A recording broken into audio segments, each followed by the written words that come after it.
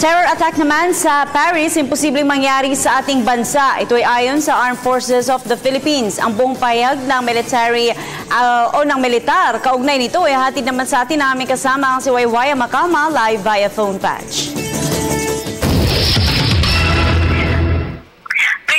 Imposible mangyari sa bansa ang naganap na terror attack sa Paris na umatake nitong Wednesday. Ito ang siniguro ng Armed Forces of the Philippines na walang kailangan ikabahala ang publiko matapos nga ang naturang pag-atake. Matapos umatake nga ang tatlong Muslim na suspect sa pag-atake sa weekly magazine na Charlie Hebdo na ikinasawi naman ng 12 katao.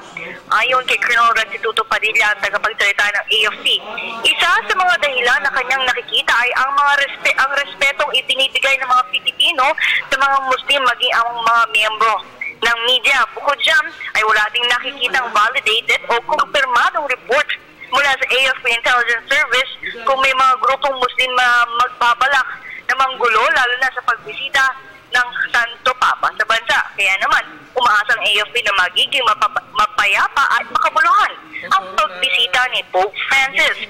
Sa kabila niyan ay magdadagdag pa ng seguridad ang AFP dahil bukod sa mga sundalo at pulis ay may 54 na K9 teams ang magbibigay proteksyon sa Santo Papa sa Metro Manila, Tacloban at Palo Leyte. Sabi pa ni Padilla na malaki ang maitutulong ng mga K9 teams bilang mga force multipliers lalong-lalo na sa pagdetect ng mga bomba at iba pang mga bagay na magdudulot ng perwisyo sa milyong-milyon natin mga kababayan na nais makita at makasalumuha ang Santo Papa.